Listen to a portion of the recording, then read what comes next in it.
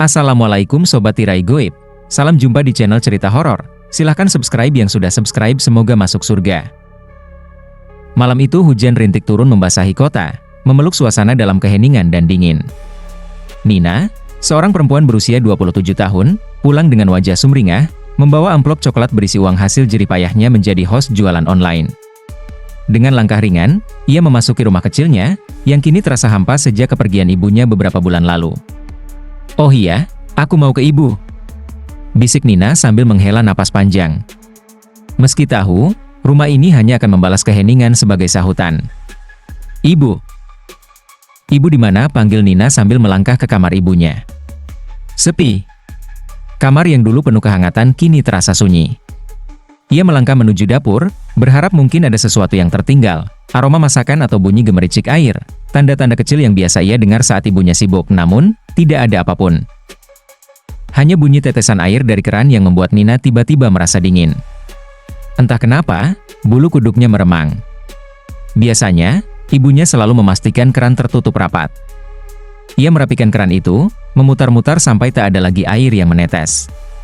Dengan hati yang kian berat, ia akhirnya duduk bersandar di dinding dapur, memeluk lutut sambil memikirkan kenangan-kenangan kecil bersama ibunya. "Aku cuma mau kasih uang ini, Bu," gumamnya.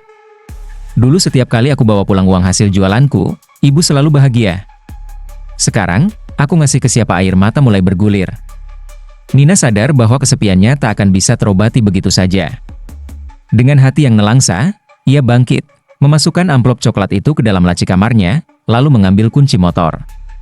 Kali ini, ia tahu harus kemana untuk menemui ibunya. Nina akhirnya sampai di pemakaman, menatap nisan baru yang tertancap di atas gundukan tanah merah yang mulai mengeras. Sejenak ia berdiri kaku, bingung harus memulai dari mana. "Ibu, Nina datang." "Maaf, Nina nggak bawa bunga." "Ibu pasti marah," ia tanyanya dengan suara bergetar. Hatinya remuk, dan hanya suara gemerisik daun dan rintik hujan yang menjawab. "Aku kangen, Bu. Aku nggak tahu harus bagaimana lagi. Rasanya, ada yang hampa, Bu. Rumah tanpa ibu itu kayak rumah tanpa jiwa." Tiba-tiba, angin bertiup kencang. Rintik hujan berubah menjadi deras, membuat Nina menggigil. Seketika, ia merasa ada sesuatu yang ganjil seperti kehadiran yang tak terlihat di dekatnya. Saat ia menatap nisan ibunya dengan pandangan kabur oleh air mata, samar-samar, ia mendengar suara sayup dari belakang. "Nina." Nina tersentak, lalu berbalik dengan cepat. Tak ada siapa-siapa, hanya makam-makam sunyi yang menyisakan bau tanah basah. Namun suara itu terdengar begitu nyata, dan ia merasakan dadanya semakin sesak. Nina memutuskan untuk pulang, meski hatinya berat meninggalkan pusara ibunya. Setibanya di rumah, ia langsung menuju kamarnya dan merebahkan diri dengan lelah. Matanya menatap langit-langit kamar dengan pandangan kosong. Hingga tiba-tiba, dari arah dapur, terdengar suara gaduh. Suara benda jatuh, seperti wajan atau piring. Nina mengernyit, merasa aneh. Ia bangkit perlahan dan berjalan menuju dapur. Namun, yang ia temui hanyalah kegelapan. Saat ia hendak menyalakan lampu dapur, suara langkah kaki terdengar, menggema di dalam rumah yang seharusnya hanya diisi olehnya seorang. Langkah itu berhenti, dan sekejap kemudian, muncul suara lirih yang familiar. Suara seorang wanita yang tercekik dalam kesakitan. "Nina," suara itu terdengar lebih jelas kali ini, seperti memanggil dari dalam kamar mandi. Nina memandang pintu kamar mandi yang tertutup. Teringat akan kenangan lama, ingatan tentang ibunya yang sering mengeluh sakit perut, Nina merasa jantungnya berdegup kencang.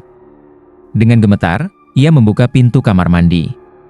Di dalam, samar-samar terlihat bayangan wanita yang terduduk lemah. Wajahnya tertutup rambut, tubuhnya bungkuk, dengan punggung yang sudah membiru penuh bekas kerokan. Bau amis mulai tercium, memenuhi ruangan kecil itu. Nina mematung, merasakan darahnya berdesir. Ia tak bisa mempercayai apa yang dilihatnya. Bayangan itu, sosok mirip ibunya, mulai bergerak perlahan, mendekat ke arahnya. Dan saat sosok itu mengangkat wajahnya, Nina tersentak melihat mata kosong yang menatap tajam padanya. Mulut sosok itu bergerak, dan keluarlah suara lirih, suara ibunya. "Nina, kenapa kamu lupa?" Nina menahan napas, terjerembab mundur. Tangan dinginnya tak mampu menahan getaran tubuh. Sosok itu semakin mendekat, wajah pucatnya penuh air mata, dan bibirnya terus bergerak mengulang-ulang. Kamu lupa, Nina. Kamu lupa padaku. Aku tidak lupa, Bu. Aku tidak lupa. Suara Nina bergetar ketakutan, namun sosok itu tetap mendekat tanpa henti.